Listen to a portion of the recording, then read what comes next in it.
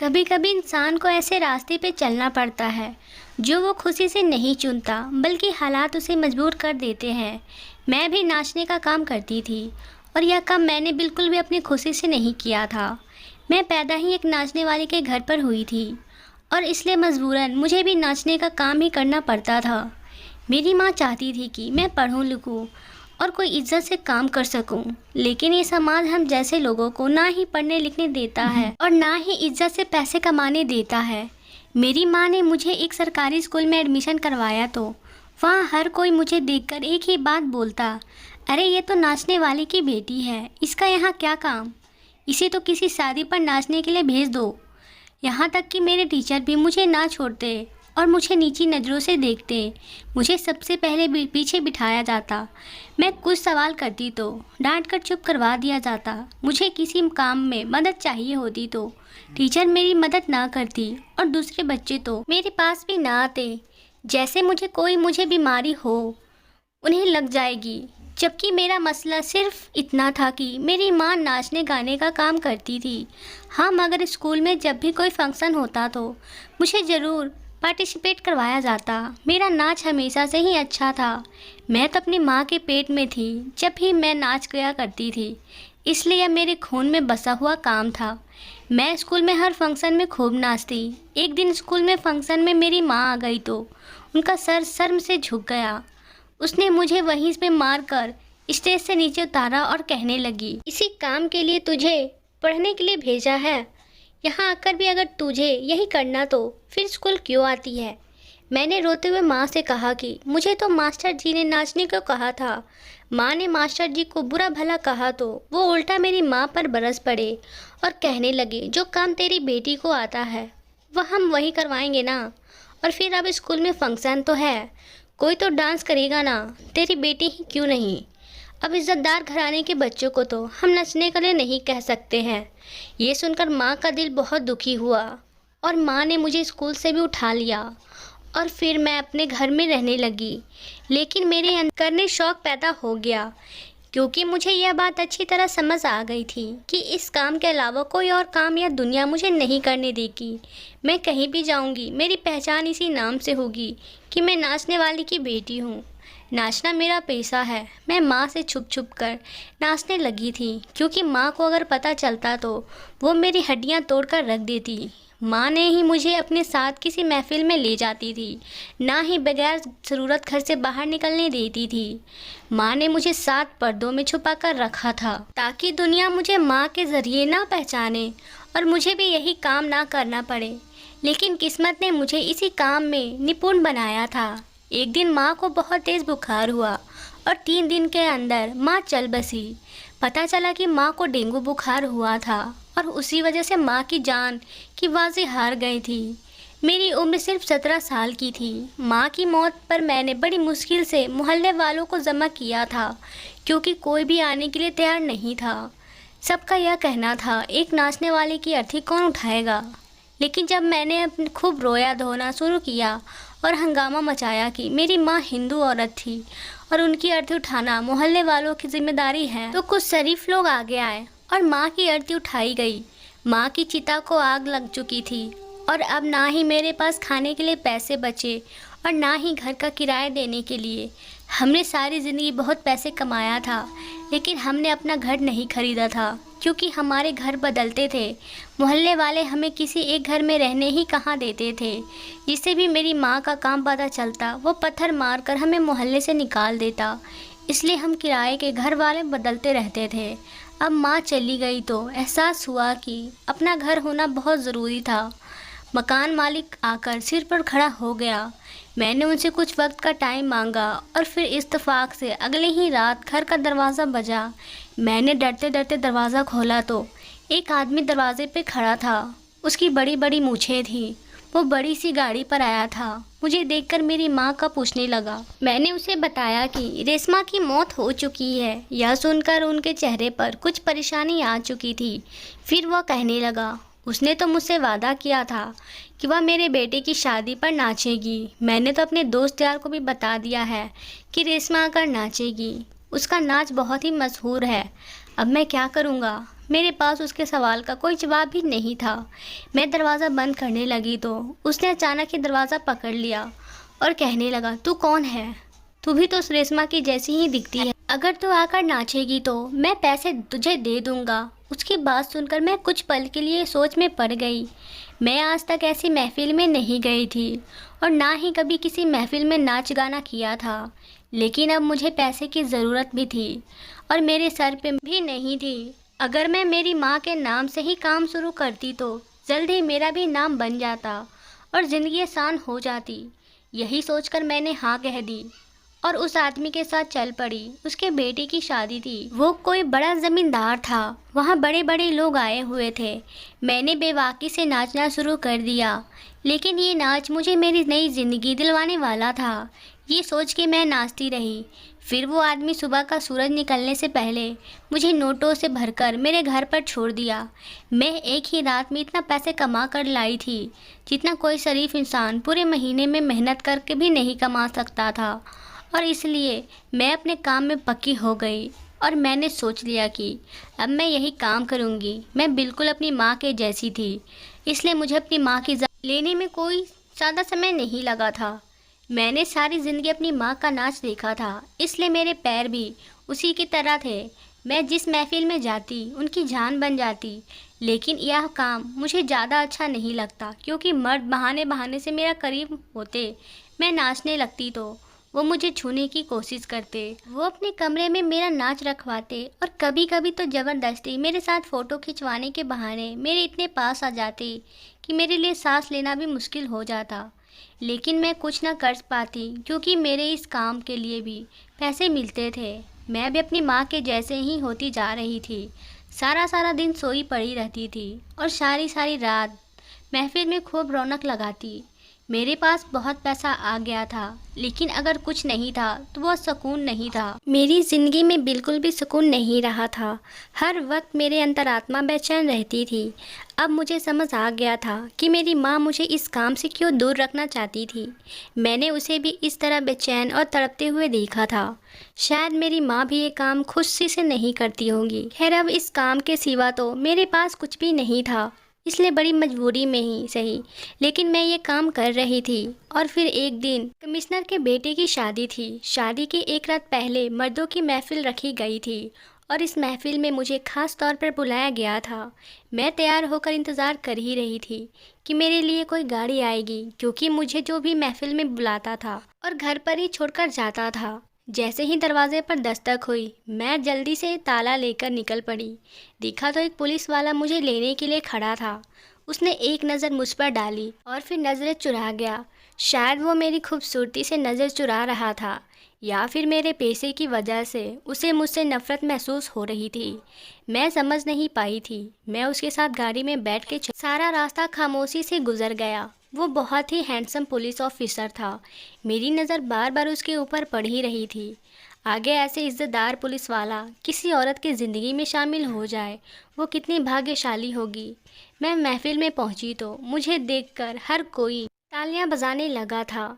हर तरह से सीटियों की आवाज़ सुनाई देने लगी। खूब जोर से गाने चलाए गए और फिर मेरे नाचने से वहाँ मौजूद एक इंसान झूमने लगा। लेकिन अगर कोई इंसान चुप था तो वो पुलिस ऑफिसर था, जो काफ़ी दूर खड़ा बस मुझे ही देख रहा था। लेकिन ना ही उसके चेहरे पर कोई खुशी थी और ना ही कोई जोश। वो बिल्कुल खामोश था और जिस तरह से वो मुझे देख रहा था, ऐसा लग रहा था उसे यह सब कुछ पसंद नहीं आ रहा है। नाचते नाचते भी मैंने उसकी तरफ देखा था और दिल में उसके लिए इज़्ज़त बढ़ गई थी। वाकई वो बहुत शरीफ और अच्छा इंसान था। शायद वो अपनी ड्यूटी की वजह से यहाँ मौजूद था, क्योंकि ये कमिश्नर की बेटी की शादी थी, इसलिए वह इस सब का हिस्सा था।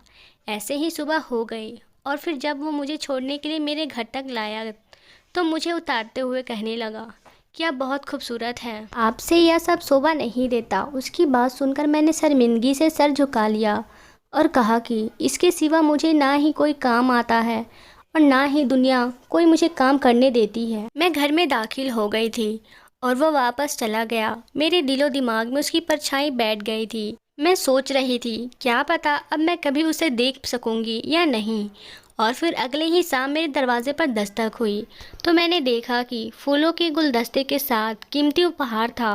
मैं हैरान हुई कि यह किसने भेजा है, और जब खुलकर देखा तो उसमें कार्ड था। हिंदी में लिखा था, इसलिए मैं थोड़ा बहुत पढ़ सकती थी।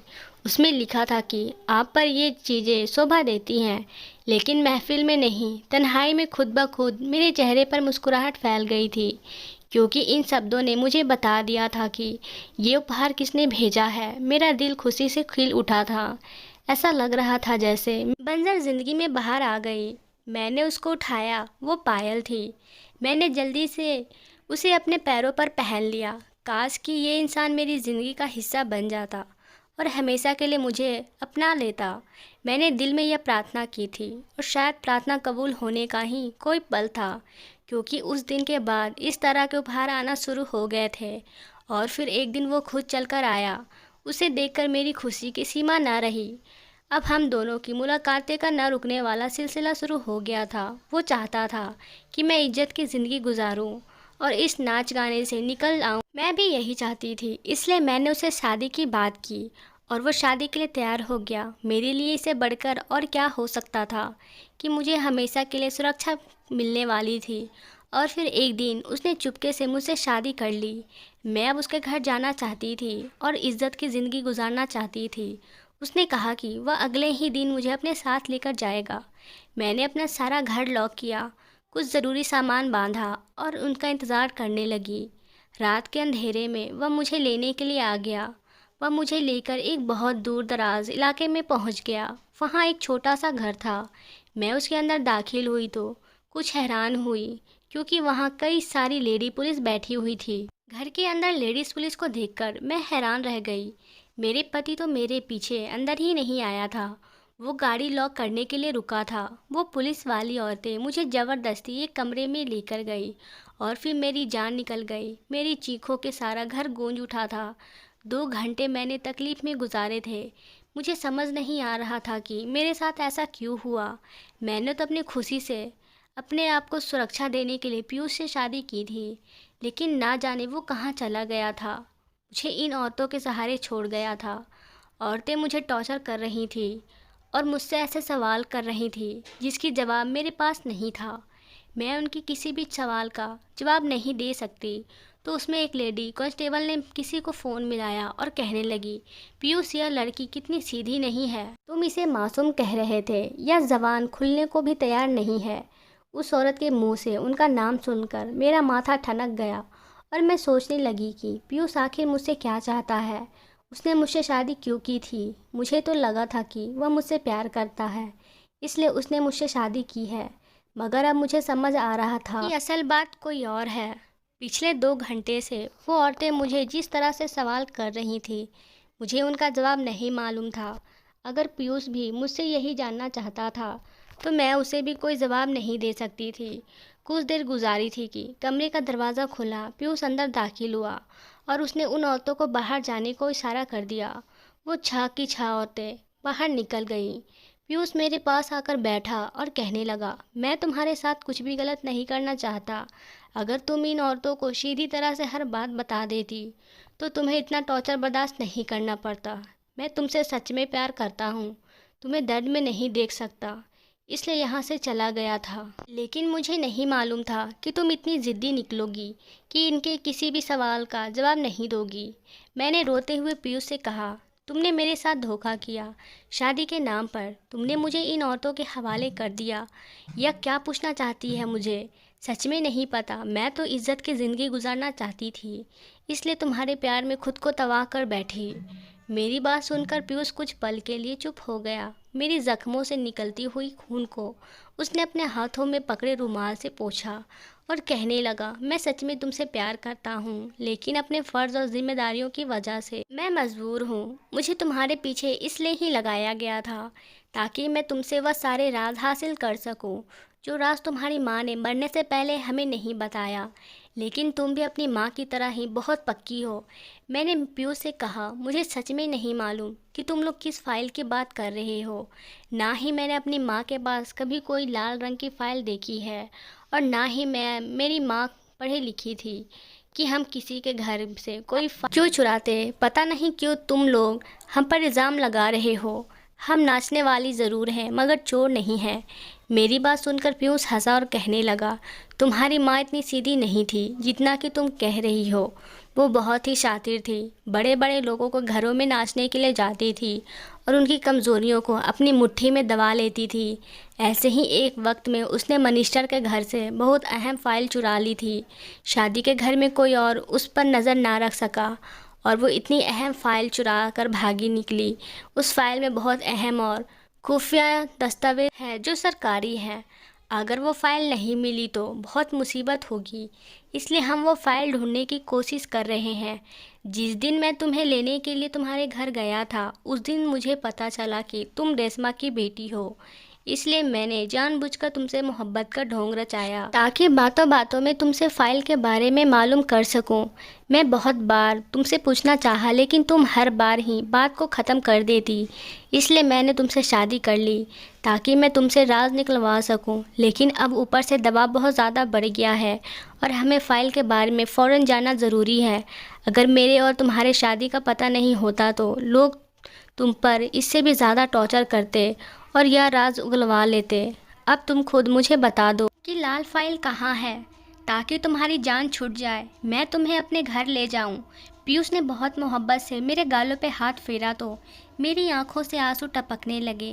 मुझे सच में किसी फाइल के बारे में मालूम ही नहीं था तो मैं उसे क्या बताती। मुझे तो यही नहीं पता था कि मेरी माँ ऐसी भी कोई हरकत करती हैं। मैंने तो कभी उसे कुछ सामान घर लाते नहीं देखा था। पीयूष के हर बार पूछने पर मैंने उसे यही जवाब दिया तो वह बहुत ज़्यादा गुस्से में आ गया और उसने मेरे मुंह पर एक ज़ोरदार तमाचा दे मारा और कहने लगा, अगर तुम सच नहीं बताई तो मुझे तुम्हें तलाक देनी होगी और फिर तुम जेल के सलाखों के पीछे होगी। यह सुनकर मेरे कदमों से ज़मीन निकल गई और इस डर से ही कहीं वह मुझे तलाक न दे दे मैं झूठ कह दिया कि मुझे उस फाइल का पता है। मेरी बात सुनकर उसके चेहरे पर चमक आ गई। मैंने उसे कहा कि मेरी माँ ने वह फ़ाइल चुराई ज़रूर थी लेकिन वह उसे फ़ाइल को घर नहीं लाई थी बल्कि अपने रास्ते में ही वो फ़ाइल किसी को दे दी थी। वह कौन था और मेरी माँ ने ऐसे क्यों किया था यह मैं नहीं जानती। मैं पूरी तरह झूठ कहकर अपनी जान बचाई थी ताकि रिश्ता बच जाए। मैं उसे नाच गाने वाले मोहल्ले दोबारा नहीं जाना चाहती थी। लोगों की नज़रिया मुझे बर्दाश्त नहीं होती थी। मैं पीयूष के साथ अपनी ज़िंदगी को आगे बढ़ाना चाहती थी। मेरे मुंह में सब कुछ सुनने के बाद पीयूष ने मेरा हाथ पकड़ा और अपने घर लेके गया, अपनी माँ से मिलवाया और इज्जत की ज़िंदगी गुजारने लगी।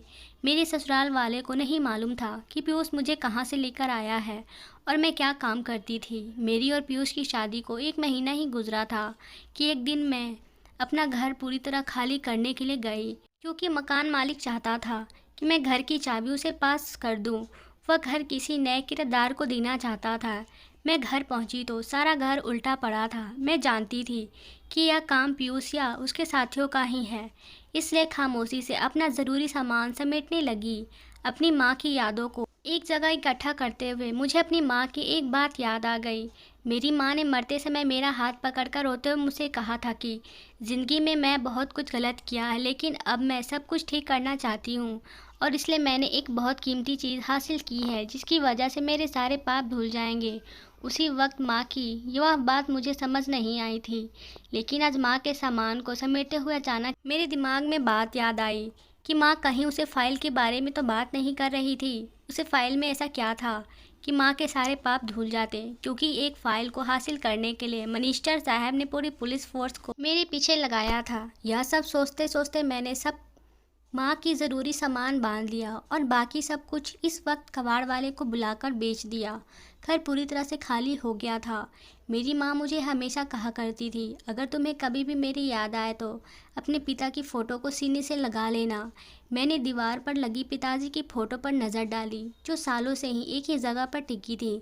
मैंने कभी पिताजी की फ़ोटो को सीने से नहीं लगाया था क्योंकि मुझे उन्हें पिता से बिल्कुल प्यार नहीं था। मैंने तो कभी उन्हें देखा भी नहीं था, इसलिए आज माँ की बहुत याद सता रही थी। इसलिए मैंने फ़ोटो उतार कर अपने सीने से लगाया। लेकिन इस वक्त मैं हैरान रह गई क्योंकि उसे फ़ोटो के पिछले हिस्से से कुछ कागजात लगे हुए। फ़ाइल तो नहीं थी लेकिन कुछ कागज़ थे। मैं जल्दी से वह सारे कागज़ छुपा दिए। पता नहीं क्यों मुझे ऐसा लग रहा था कि यह सब लोग मिलकर यही ढूंढ रहे हैं। मैं पढ़ी लिखी नहीं थी, बस थोड़ी बहुत हिंदी ही आती थी, मगर इन कागज़ों में अंग्रेज़ी में लिखा था। लेकिन मुझे जानना था कि इस कागज़ पर क्या लिखा है, इसलिए मैं खामोशी से अपने घर से निकली और अपने दोस्त के घर पहुंच गई, जो पहले मेरे साथ स्कूल में पढ़ा करती थी। कभी कभार वह मुझसे मिल लिया करती थी, लेकिन अपने घर वाले के डर से उसने मुझसे कोई गहरा संबंध नहीं बनाया था। इत्तेफाक से उस वक्त घर का कोई मौजूद नहीं था, वह अकेली ही थी। मुझे देखकर बड़ी खुश हुई।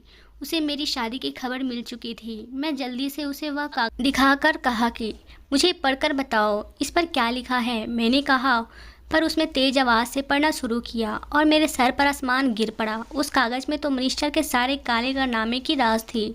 अपनी पोस्ट का फ़ायदा उठाकर मिनिस्टर लड़कियों का कारोबार कर रहा था।